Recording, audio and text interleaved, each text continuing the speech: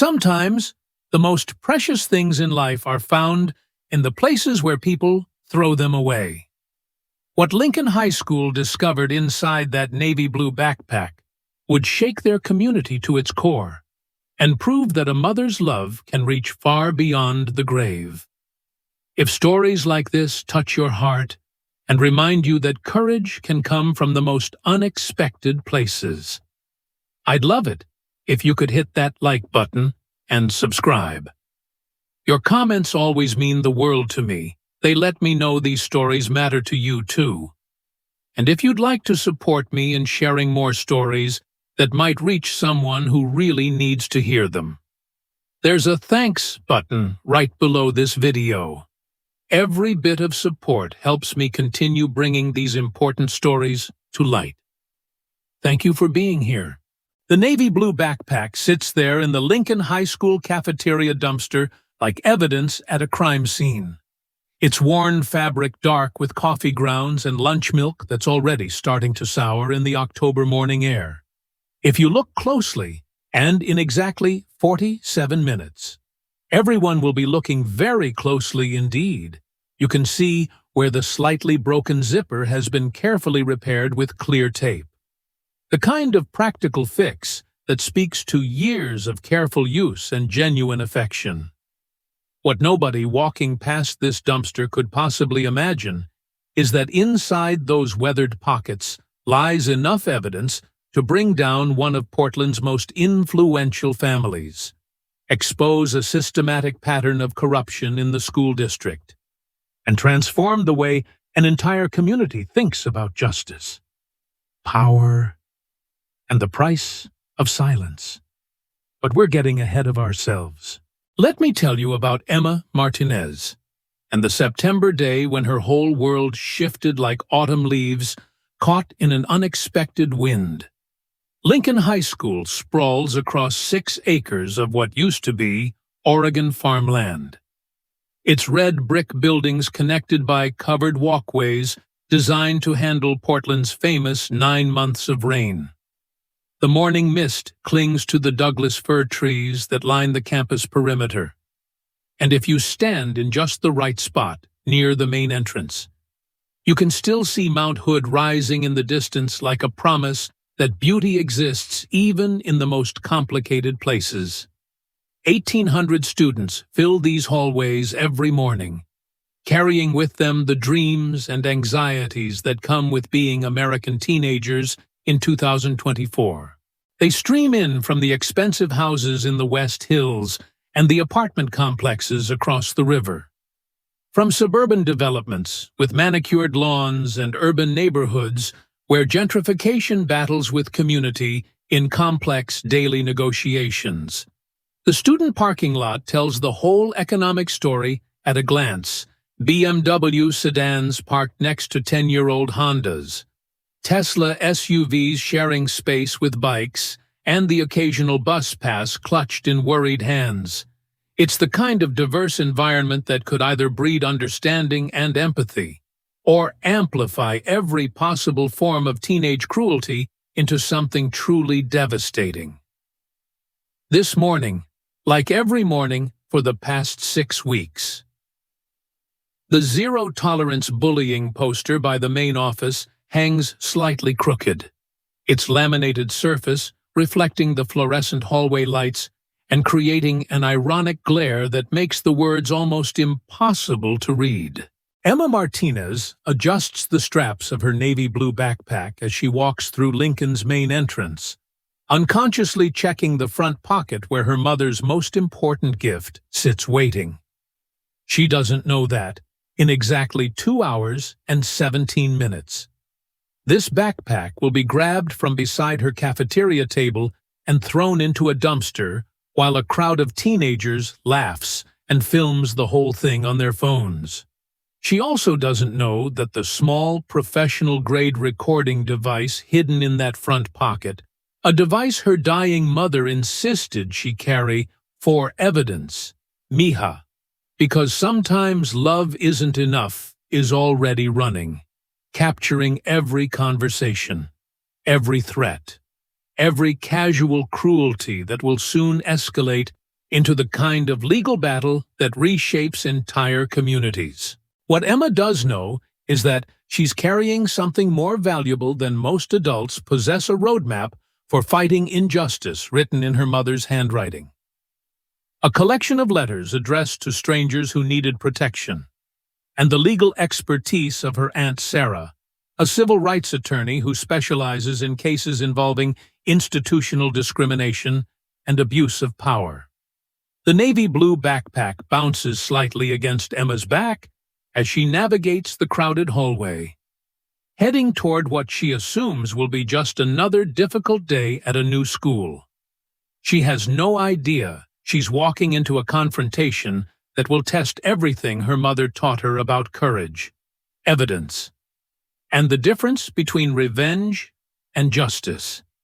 In exactly 2 hours, George Bryan will grab this backpack and change the trajectory of his own life forever. But first, let me tell you how we got here. 6 months ago, Emma Martinez was a different person, living in a different world. She was the daughter of Dr. Maria Martinez, one of Salem's most respected pediatric oncologists, a woman who fought childhood cancer with the same fierce determination she brought to every other aspect of her life. Their house on Sagebrush Street had been filled with the sounds of medical journals being shuffled, late-night phone calls to worried parents, and the kind of purposeful energy that comes from knowing your work matters in the most fundamental way possible. Emma had grown up understanding that life was fragile and precious, that medical miracles were really just the result of brilliant people refusing to give up, and that her mother was the kind of person who could look at hopeless situations and find reasons to keep fighting. She'd also grown up with an unusual amount of independence for a 15-year-old, spending afternoons in hospital waiting rooms doing homework, while her mother made rounds, learning to cook dinner for herself when Maria worked late, developing the kind of quiet self-reliance that comes from being raised by someone whose attention was constantly demanded by life-and-death decisions. What Emma hadn't expected was that all of that training would prepare her for the day when her mother became the patient instead of the doctor. The lung cancer diagnosis came on a Tuesday in February, delivered in the same hospital where Maria had spent 12 years saving other people's children. Stage 4. Metastatic. The kind of words that reshape reality in an instant and make everything that came before feel like a different person's life. Maria Martinez faced her own mortality with the same methodical precision she'd brought to every difficult case in her career. She organized her affairs, updated her will, arranged for Emma's care, and then she did something that nobody, not even Emma, fully understood until months later. She went shopping for a backpack. Not just any backpack. Emma discovered during their final trip to the mall together. It had to be navy blue, professional, but not intimidating. It had to have multiple compartments. You need organization when you're gathering evidence. And it absolutely had to have hidden pockets. Sometimes the most important things need to be kept secret until the right moment. They visited 3 different stores before Maria found exactly what she was looking for. Emma had been confused by her mother's intensity about what seemed like a minor purchase. But she'd learned not to question Maria's instincts about preparation and protection. It wasn't until she was packing for her move to Oregon, 3 weeks after the funeral, that Emma discovered what her mother had really been shopping for. The letters were tucked into a zippered pocket, so small and cleverly designed that Emma had never noticed it during the 2 months she'd been using the bag. Each envelope was addressed in her mother's careful handwriting, for the girl who sits alone at lunch, for the boy who gets pushed in the hallways, for the teenager who feels invisible, for the child who thinks no one understands. 17 letters in total, each one containing the same fierce, protective love that Maria had wrapped around Emma her entire life, but now extended to reach children her mother had never met, but somehow knew intimately.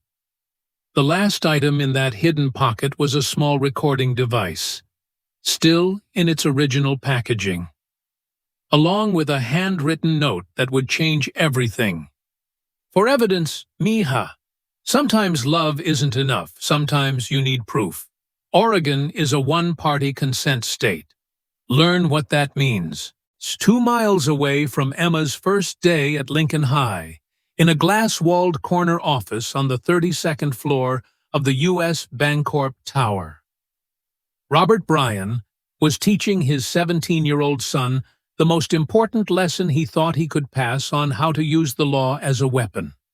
The key, George, is understanding that most people are intimidated by legal language and the threat of expensive consequences, Robert was saying, adjusting his Italian silk tie while Portland's skyline glittered behind him. The walls of his office were covered with the kind of diplomas, bar certifications, and professional awards that spoke to 25 years of successful corporate law practice. When you tell someone your father is a lawyer, you're not just stating a fact, you're reminding them that you have access to a level of protection and retaliation that they can't afford to challenge. George Bryan had been hearing variations of this speech since he was old enough to understand that his family's last name opened doors and closed down problems with remarkable efficiency.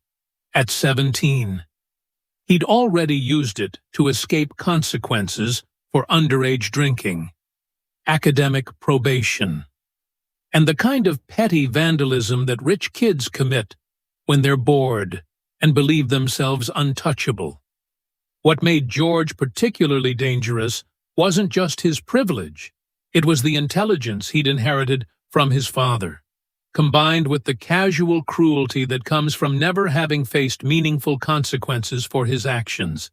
He was smart enough to understand exactly how much harm he could cause while staying just below the threshold that would trigger serious legal or academic repercussions.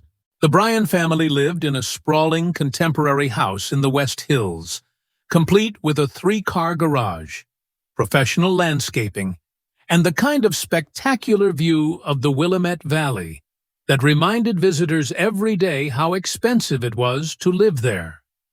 George's bedroom was larger than most people's apartments, filled with gaming equipment, designer clothes, and academic awards that had more to do with his father's donations to Lincoln High's athletic program than with George's actual scholarly achievements.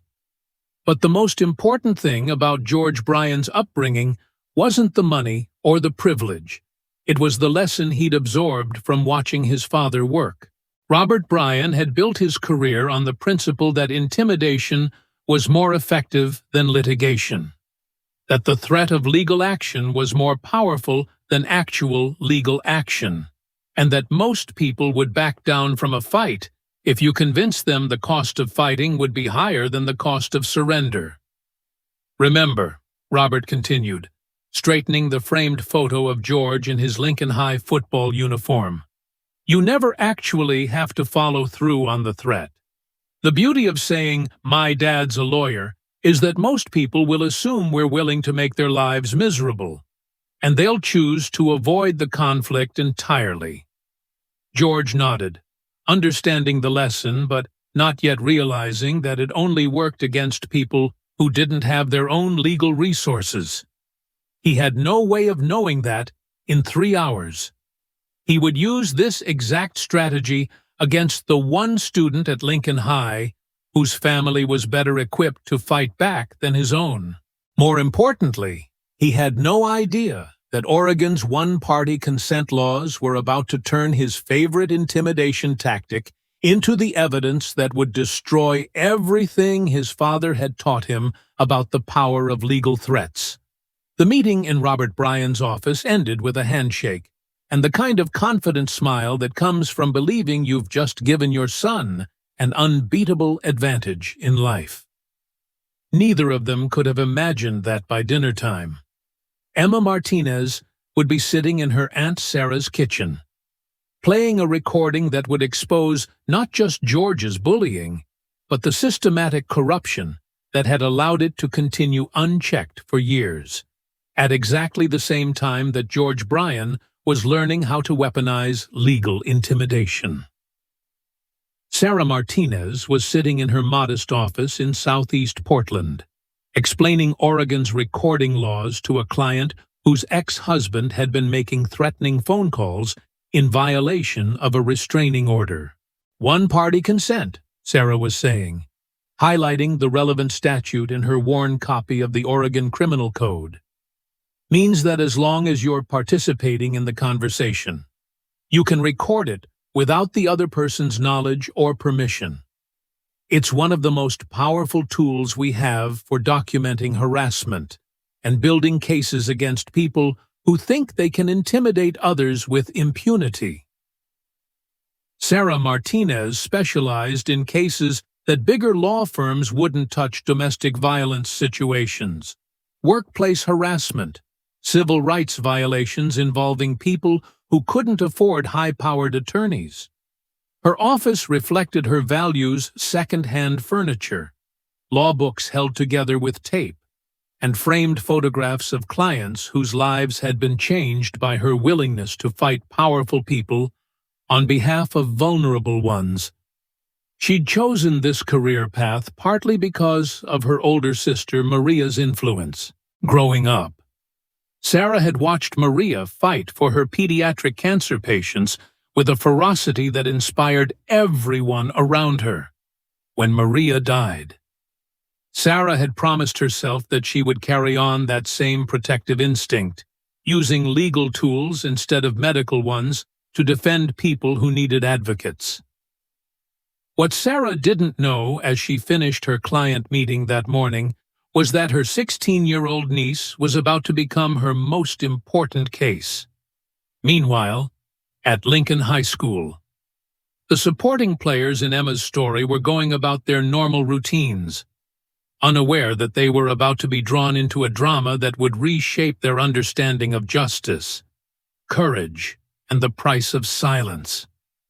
Madison Clark, 17, and the daughter of Multnomah County Judge Patricia Clark, was sitting in her AP government class, taking notes on the constitutional principles of due process while mentally rehearsing the speech she would give at that afternoon's student council meeting. Madison had built her high school reputation on being the kind of principled, academically excellent student that college admissions officers loved: class president, debate team captain, volunteer at 3 different charities. What made Madison's situation particularly complicated was her friendship with George Bryan. They'd known each other since elementary school. Their families moved in the same social circles, and Madison had spent enough time at the Bryan house to understand exactly how George had learned to use his father's legal status as a form of social currency. Madison also possessed something that would become crucial in the coming weeks: a moral compass that had been carefully calibrated by years of listening to her mother explain the principles of constitutional law over family dinners. Judge Clark had raised her daughter to understand that real justice required courage, that legal principles meant nothing without people willing to defend them, and that privilege came with the responsibility to protect those who had less power. The tension between Madison's loyalty to George and her understanding of right and wrong would soon become one of the most important factors in determining how Emma's story played out. Jake Morrison represented a different kind of crucial witness. As a quiet junior who'd been systematically bullied by George and his friends for the past 2 years, Jake had developed the survival skills that come from being targeted by people who know they can act without consequences. He'd learned to stay invisible, to document incidents without seeming to pay attention, and to take photographs with his phone camera in a way that looked casual but actually captured clear evidence of harassment and intimidation. Jake's collection of photos and screenshots represented years of systematic bullying that the school administration had either ignored or actively covered up. What he lacked was the courage and legal knowledge necessary to turn his evidence into action. That was about to change. Miss Elena Rodriguez, the school's guidance counselor, occupied perhaps the most difficult position of all. As a mandatory reporter, she was legally required to investigate and document incidents of harassment and bullying. But as a school employee, she was subject to pressure from administrators who were more concerned with avoiding legal liability than with protecting students. Ms. Rodriguez had been teaching and counseling for 15 years, long enough to recognize the signs of systematic problems and institutional cover-ups. She'd also been filing incident reports about George Bryan's behavior for the past 18 months. Reports that had mysteriously disappeared from official files or been reclassified as minor infractions despite their serious nature. What Ms. Rodriguez possessed that would prove invaluable was a personal filing system that she maintained separately from the official school records. Every incident report, every photograph, every concerned email from parents was carefully documented and stored in her locked desk drawer. She'd learned early in her career that protecting students sometimes required protecting evidence from the very institution that was supposed to be safeguarding children. The stage was set for a collision between two very different approaches to power and justice. On one side, George Bryan, armed with his father's legal threats and a school system that had taught him he was untouchable. On the other side, Emma Martinez, carrying her mother's letters, her aunt's legal expertise, and the kind of moral clarity that comes from being raised by people who fight for others as a matter of principle. What nobody could have predicted was how many other lives would be changed when these two worldviews finally met in Lincoln High's cafeteria on that October morning. With a navy blue backpack, serving as the catalyst for a confrontation that would expose the difference between using the law to intimidate and using the law to protect. The recording device hidden in Emma's backpack was already running as she walked toward her usual table that Tuesday morning, its digital memory ready to capture every word of the encounter that would change everything. In exactly 37 minutes, George Bryan would grab that backpack and throw it into a dumpster, not knowing that he was discarding the evidence that would bring down his family's carefully constructed system of legal intimidation and institutional corruption. But Emma wasn't thinking about legal strategies or civil rights violations as she unpacked her lunch and opened her calculus textbook.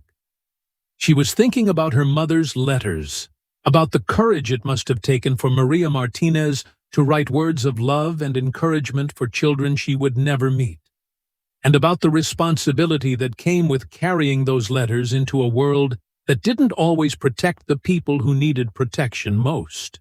The navy blue backpack sat beside her chair, unremarkable to anyone passing by, but containing within its hidden pockets the tools that would soon transform Lincoln High School from a place where bullying flourished in secret to a community where justice was possible. Evidence was preserved, and the truth could finally be heard by people with the power to act on it.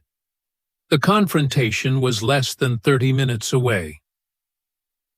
The Lincoln High cafeteria at 10:47 a.m. on Tuesday, October 15th, looked exactly like it did every other morning, fluorescent lights humming over long tables filled with students finishing breakfast, the smell of industrial coffee mixing with cleaning supplies, and the low buzz of teenage conversations echoing off tile walls. Emma Martinez sat alone at her usual table near the garbage cans.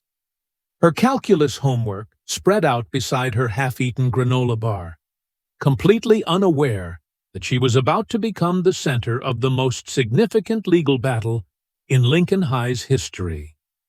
The recording device in her backpack had been running for 37 minutes. Its digital memory steadily filling with the ambient sounds of a normal school morning. In exactly 4 minutes and 23 seconds, it would capture something that would change the trajectory of multiple lives forever. George Bryan approached Emma's table with the casual confidence of someone who had never faced meaningful consequences for his actions. Madison Clark walked beside him, her expression uncomfortable but silent. Trevor Walsh and Sam Rodriguez followed behind, already laughing at whatever entertainment George had planned. "Excuse me?" George said, his voice carrying that particular tone of false politeness that teenagers use when they want adults to think they're being reasonable. "I think you're sitting in Madison's usual spot." Emma looked up from her calculus homework, noting the dozens of empty tables around them, then back at George's face. She'd been attending Lincoln for 6 weeks now, and she'd never seen Madison eat breakfast anywhere except the senior courtyard with the student government crowd. "I don't see her name on it," Emma replied quietly, not looking up from her textbook. Inside her backpack, the recording device captured every word with crystal clarity. "Are you being smart with me?" George's voice sharpened, and Emma felt that familiar tightening in her chest that came whenever confrontation loomed. "I'm just trying to finish my homework," Emma said, her pencil trembling slightly as she forced herself to keep writing. "Complete the square. Find the vertex. Solve for X." That's when George reached down and grabbed her backpack. The movement was so sudden that Emma didn't have time to react. One moment, her bag was sitting safely beside her chair, containing her mother's precious letters and the recording device that was documenting this entire encounter. The next moment, George was holding it above his head like a trophy, while his friends laughed and other students turned to watch the drama unfold. "Give it back," Emma said, scrambling to her feet and reaching for the bag.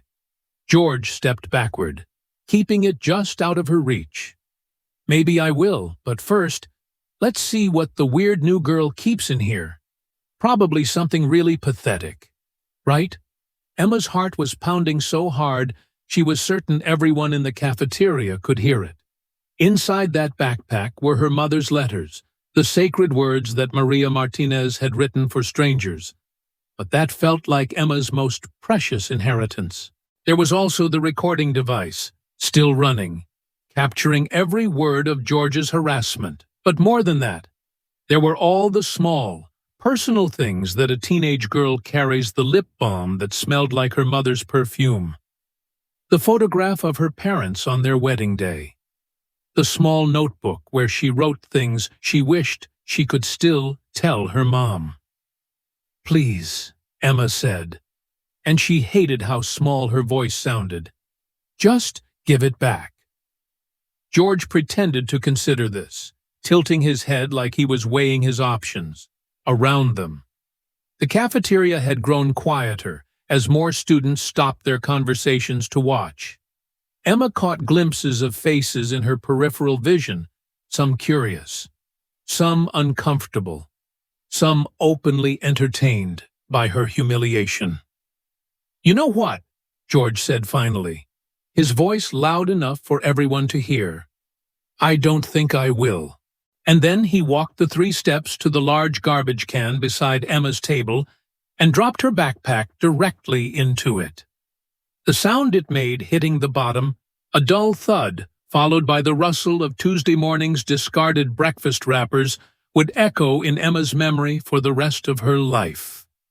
But it was what George said next that would destroy everything his father had taught him about the power of legal intimidation. "Welcome to Lincoln High School," George announced, loud enough for the entire cafeteria to hear. "And just so we're clear, "New girl, my dad's a lawyer. You can't touch me." Emma waited until George and his friends had left the cafeteria before carefully retrieving her backpack from the garbage can. Coffee grounds clung to the navy fabric, and the smell of discarded food permeated everything. Some of her mother's letters had been damaged, their edges stained brown where someone's breakfast milk had leaked through the fabric. But the recording device was still running, and it had captured every word.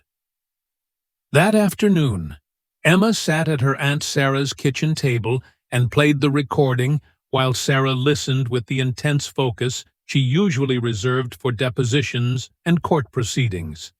When George's voice filled the kitchen, "My dad's a lawyer. You can't touch me." Sarah's expression shifted from concern to something much more dangerous. "Did you get it all?" Sarah asked when the recording finished. "Every word," Emma confirmed. Sarah reached for her laptop, her fingers already moving toward the legal databases she knew by heart. "Good, because Mr. George Bryan just made a very expensive mistake." Over the next hour, Sarah explained exactly how expensive. Oregon's one-party consent laws meant that Emma had every right to record conversations she was part of, even without George's knowledge. The harassment itself violated Title IX federal protections against gender-based discrimination in educational settings. The school's failure to respond to Emma's previous incident reports constituted deliberate indifference to a hostile environment. But what made this case particularly compelling was the pattern Sarah uncovered with 3 hours of research. George Bryan's name appeared in connection with 6 different harassment complaints over the past 2 years, complaints that had mysteriously disappeared from official school records or been reduced to minor infractions requiring nothing more than brief counseling sessions. "Look at this," Sarah said, pulling up bank records she'd obtained through public information requests. Every time a serious complaint was filed against George, it disappeared within 2 weeks. And every time a complaint disappeared, Robert Bryan made a substantial donation to Lincoln High's athletic program. Emma stared at the timeline Sarah had constructed. "That's bribery." "It's certainly unethical, and depending on the specifics, it could be criminal," Sarah agreed. "But more importantly, for our purposes, it establishes a pattern of institutional corruption that we can use to argue for federal intervention under Title IX. The formal Title IX complaint was filed the next morning. By noon, Emma noticed that George's harassment campaign had escalated dramatically. Anonymous social media accounts began posting cruel memes featuring her photo. Her locker was vandalized with permanent marker. Someone created a fake Instagram profile using her name and posted embarrassing content designed to humiliate her. What George didn't realize was that Sarah had taught Emma to document everything. Screenshots of every social media post, photographs of every act of vandalism, detailed notes about every incident with timestamps and witness information. Emma was building a federal case with the methodical precision her mother had once used to treat cancer patients. The stakes became clear when Robert Bryan made his first move. Emma was called to the principal's office during third period, where she found Principal Henderson looking deeply uncomfortable, and Robert Bryan sitting in the chair usually reserved for troubled students. "Emma," Principal Henderson said, "Mr. Bryan wanted to discuss the incident with his son." Robert Bryan stood when Emma entered, extending his hand with practiced charm. "Boys will be boys. You know, sometimes they don't think before they act." Emma didn't take his hand. Instead, she looked directly at him and said, "Mr. Bryan, your son told me that you're a lawyer and that I can't touch him. Is that accurate?" The question clearly caught Robert off guard. What I think George meant was, "Because if you are indeed an attorney," Emma continued with the calm precision Sarah had taught her, "then you understand the legal implications of what your son did. The deliberate destruction of personal property, the verbal harassment, the intimidation tactics, all of it recorded, all of it witnessed, all of it documented." Robert Bryan's friendly mask slipped just enough to reveal the calculating mind beneath it. "I'm sure we can work something out that benefits everyone." "I'm sure we can," Emma said. "My Aunt Sarah will be in touch with your office to discuss the details." "Your Aunt Sarah?" "Sarah Martinez. She's a civil rights attorney specializing in institutional discrimination and abuse of power." Emma adjusted her backpack, the same navy bag that had started this entire confrontation. "She's very excited to meet you." The traditional approaches failed spectacularly.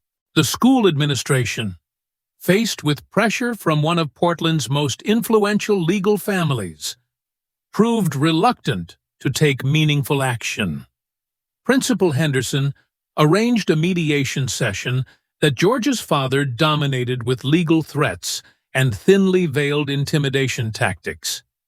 "I think Emma might be misremembering some details," Robert Bryan suggested during the meeting. "Teenage girls can be quite emotional, and sometimes that affects their perception of events." It was exactly the wrong thing to say to someone who had been raised by Sarah Martinez. "Mr. Bryan," Sarah replied, producing a folder thick with documentation, "are you suggesting that digital audio recordings can be emotional or misremembered because I have 47 minutes of crystal-clear evidence that suggests otherwise?" George's cyberbullying campaign intensified as his father realized they were dealing with a more formidable opponent than expected. Fake social media accounts multiplied, each one designed to destroy Emma's reputation and mental health. Doctored photographs appeared online, accompanied by cruel captions about her mother's death and her family's financial situation. Emma felt herself breaking under the pressure. She'd started skipping lunch to avoid the cafeteria, spending her free periods hiding in the library, watching her carefully constructed new life crumble under the weight of systematic harassment. But Sarah was building something much larger than a simple bullying complaint. Her investigation had uncovered financial irregularities in the school's handling of harassment cases, potential criminal charges related to the cyberbullying campaign, and evidence of a systematic pattern of corruption that reached into the highest levels of the district administration. "We could settle this quietly," Sarah told Emma one evening as they reviewed the evidence. "Take a financial settlement, transfer you to another school, and move on with our lives." Emma looked at her mother's letters, spread across the kitchen table like a roadmap to courage. "What would Mom want me to do?" "Your mother," Sarah said quietly, "would want you to protect every kid who comes after you." The breakthrough came from an unexpected source. Jake Morrison, the quiet junior who had been documenting George's harassment for months, finally found the courage to come forward. His collection of photographs and videos provided systematic evidence of bullying that had been ignored by school officials for years. More importantly, Jake's evidence revealed that George's harassment wasn't random teenage cruelty. It was part of a calculated campaign targeting students who couldn't fight back.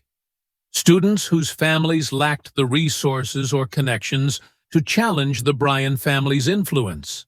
Sarah combined Jake's documentation with Emma's recordings and her own investigation into the school's financial irregularities. The result was a federal complaint that went far beyond a simple bullying case to expose systematic civil rights violations and institutional corruption. The school board meeting was scheduled for Tuesday evening at 7 p.m. in the Lincoln High Auditorium. Word had spread through the community, and the auditorium was fuller than it had been since the winter concert.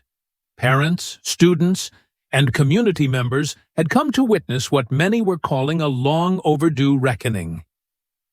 Sarah presented Emma's case with the precision of a surgeon, each piece of evidence building on the last until the pattern became undeniable. The recording of George's threat filled the auditorium. "My dad's a lawyer. You can't touch me." But the most powerful moment came when Emma took the podium and began reading her mother's letters. "My mother wrote these letters before she died," Emma said, her voice steady despite the emotion threatening to overwhelm her. She wrote them for students she never met, but she knew they existed. Emma began to read, "For the child who sits alone at lunch, you are not invisible. You are seen by people who matter. You are loved by someone who fought for you even before you were born." By the time Emma finished reading the fourth letter, addressing the teenager who thinks no one will fight for them, there wasn't a dry eye in the auditorium. Even some of the school board members were wiping their faces. One by one, other students came forward. Madison Clark publicly apologized for enabling George's behavior. Jake Morrison shared his photographic evidence. Ms. Rodriguez produced her private files documenting years of incident reports that had been suppressed by the administration. The school board's decision was swift and comprehensive. George was suspended for the remainder of the semester, with readmission contingent on completing counseling and community service focused on anti-bullying advocacy. More importantly, the district announced a complete overhaul of their harassment reporting protocols, with mandatory training for all staff and regular audits by an independent oversight committee. Robert Bryan's donations were refunded and returned.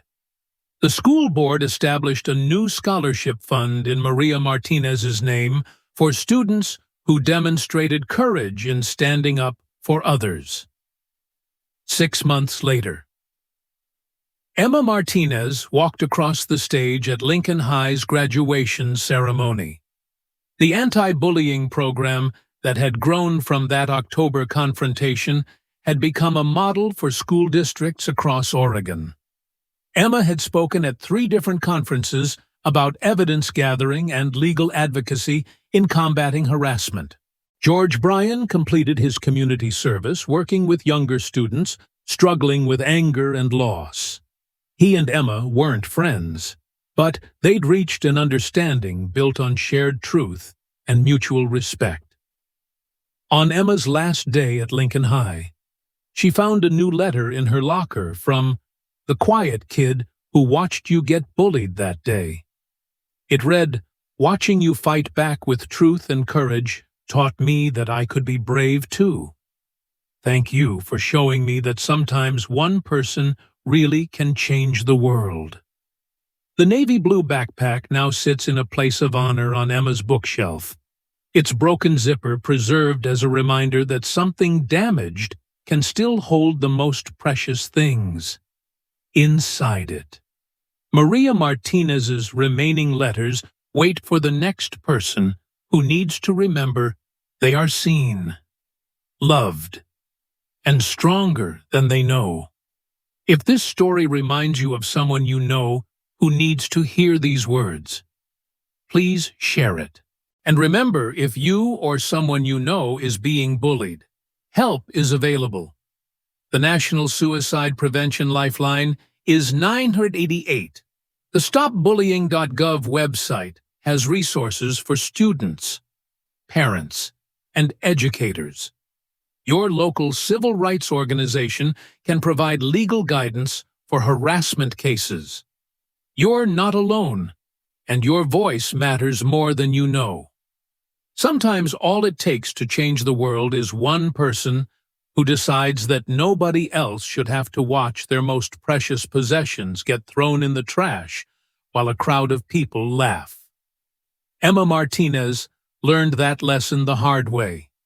Now she's making sure others can learn it the easier way through courage, evidence, and the knowledge that justice is possible when people are willing to fight for it.